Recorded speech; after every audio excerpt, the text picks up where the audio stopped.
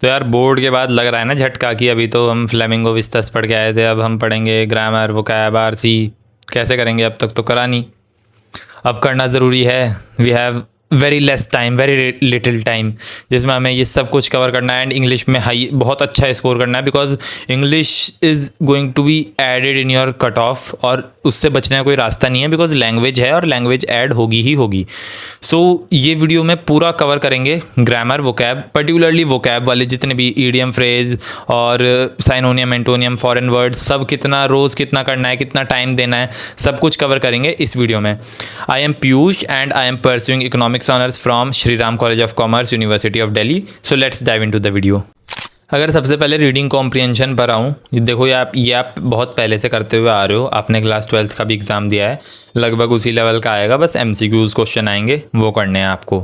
तो आरसी में कहूँगा कि एक हफ्ते में, लाइक आपको अब जितना भी मन करे, पर एक हफ्ते में कम से कम 7 से 10 रीडिंग कॉम्प्रिहेंशन प्रैक्टिस कर लो, लाइक पर डे 1 से 2, इतना आप करोगे तो आपका हो जाएगा रीडिंग कॉम्प्रिहेंशन इतना, बिकॉज आपके पास 40 डेज़ हैं, आप हर रोज़ 2 भी करोगे, 80 आप प्रैक्टिस कर लोगे, 80 RCs प्लस साथ में आप मॉक टेस्ट भी दोगे, उसमें और करोगे, तो 100 RCs are enough to score good in exam in the RC section. ठीक है, फिर आते हैं ग्रामर पर। ग्रामर का क्या करना है, ग्रामर में अगर आपने अभी तक नोट्स अपने कंप्लीट नहीं करे हैं, आपको टॉपिक्स में ही दिक्कत हो रही है कि आपको पता ही नहीं है कि सब्जेक्ट वर्ब एग्रीमेंट में कौन कौन से रूल्स हैं, और आप ग्रामर में कूद चुके हो क्वेश्चन सॉल्व करने, तो नहीं होने वाले यार। देखो, बिना टॉपिक पढ़े ग्रामर के क्वेश्चन नहीं हिलेंगे, बिकॉज ग्रामर का लेवल क्योंकि काफ़ी टफ नहीं तो पर ठीक ठाक लेवल का ग्रामर है, और CBSE से काफ़ी ज़्यादा हाई लेवल की ग्रामर होगी, बिकॉज CBSE में ग्रामर पर ध्यान कोई नहीं देता ना। आंसर राइटिंग में हम बस जो हमें कहानी आती है हम वो लिख देते हैं, ग्रामर का अलग से कोई क्वेश्चन नहीं आता, writing, letter to the editor, ये सब चीज़ें आती हैं। तो CBSE वाले स्टूडेंट्स को काफ़ी झटका लगेगा यहाँ पर। ICSE वाले बच्चे फिर भी थोड़ा अच्छे से मैनेज कर लेंगे। तो ग्रामर में आपको अपने टॉपिक्स सारे कंप्लीट करने हैं, नोट्स बनाओ, और उसके बाद ग्रामर के पर डे जब आपका सब हो जाए, लाइक पहले तो टॉपिक वाइज जिस दिन आपने लेट से टेंसेज कंप्लीट करा, टेंसेज के क्वेश्चंस प्रैक्टिस करो 20, 30, 50 की, आपको उसमें कॉन्फिडेंस आ जाए, आपको सारे रूल समझ में आ जाएं।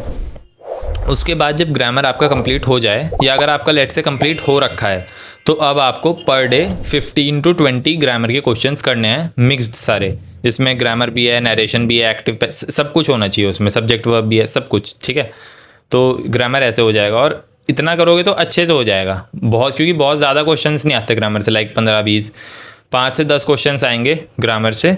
और लेकिन अगर आप वो नहीं कर पा रहे हो तो फिर आपका इंग्लिश में स्कोर काफ़ी डाउन हो जाएगा ना, उन 5-10 के लिए इतना करना पड़ेगा।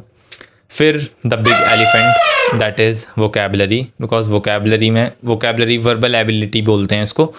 तो इसमें सबसे ज़्यादा क्वेश्चंस आएंगे, बिकॉज इसका बहुत वास्ट पोर्शन है, इसमें synonyms, antonyms, foreign words, phrasal verbs, इसमें बहुत सारी चीज़ें हैं जो आपको याद करनी पड़ेंगी।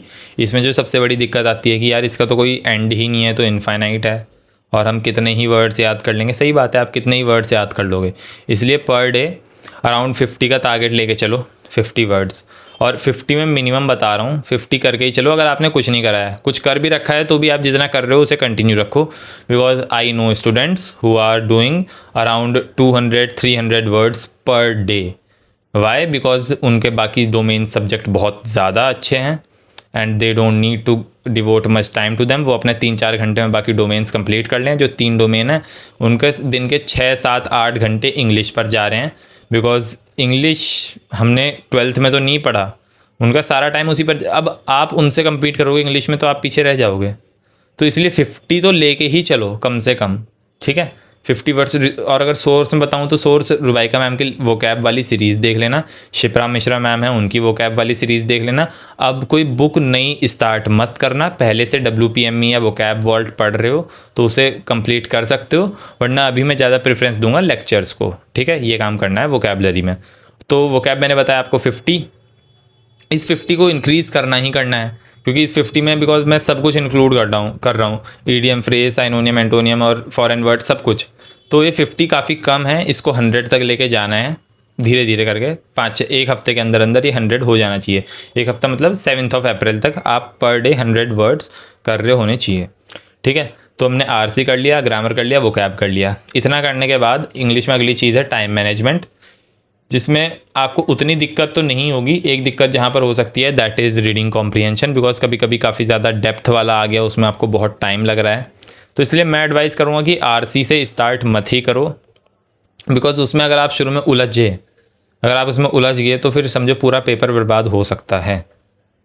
पहले ही जो छोटे छोटे क्वेश्चन है कि आपको ये एक वर्ड दे रखा है, उसका मतलब आता है तो आता है, मार्क कर आगे बढ़े, एक क्वेश्चन तो सॉल्व हुआ। आरसी में आपको एक क्वेश्चन सॉल्व करने के लिए पूरी वो कहानी पढ़नी पड़ेगी, उसके बाद आप वो मार्क कर पाओगे। और उसमें भी क्या प्रोबेबिलिटी है कि आप मार्क कर ही दोगे, वो लास्ट में देखना आरसी, है ना। वरना बीच बीच में आपका माइंड थक गया है कि आप रीअरेंजमेंट कर रहे हो, वो कैप कर रहे हो, उसके बाद आपने एक आरसी पढ़ा, आपने उसके 5 में से आपने लेट से 4 क्वेश्चन सही सॉल्व कर दिया।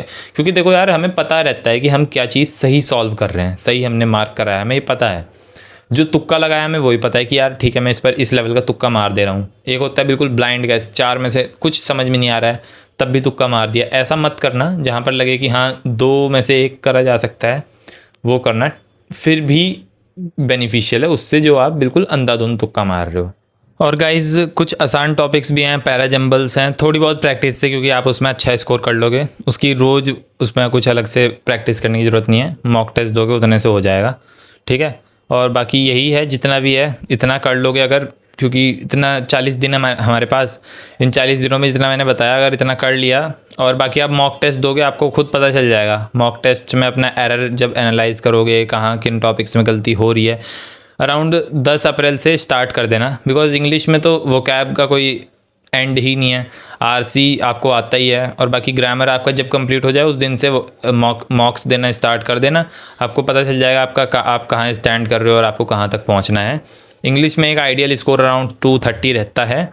आई स्कोर 232, मैंने 233, मैंने 2 क्वेश्चन मेरे गलत हो गए थे, एक मैंने छोड़ दिया था, और 233 पर मेरा जो परसेंटाइल आया था वो 99.96 बना था। तो आप अंदाज़ा लगा सकते हो। और इंग्लिश का पेपर 9 लाख बच्चे ऑलमोस्ट दे रहे हैं, ठीक है, हर साल उतने ही देते हैं ऑलमोस्ट। तो ये चीज़ है और ये पूरी स्ट्रैटेजी है, इसको फॉलो करना। बाकी कोई अगर इंग्लिश में अब भी डाउट रह रहा है तो बताओ मेरे को कमेंट सेक्शन में, अगला वीडियोज़ में उन पर बनाने की पूरी कोशिश करूँगा और लेके आऊँगा मैं अपने चैनल पर। बाकी चैनल सब्सक्राइब ज़रूर कर देना, बिकॉज़ काफ़ी आपको हेल्प होने वाली है इस वीडियो से, एंड आगे भी। वीडियो अच्छी लगी है तो वीडियो को लाइक कर देना, हाइप कर देना। मिलते हैं अगली वीडियो में। जय हिंद।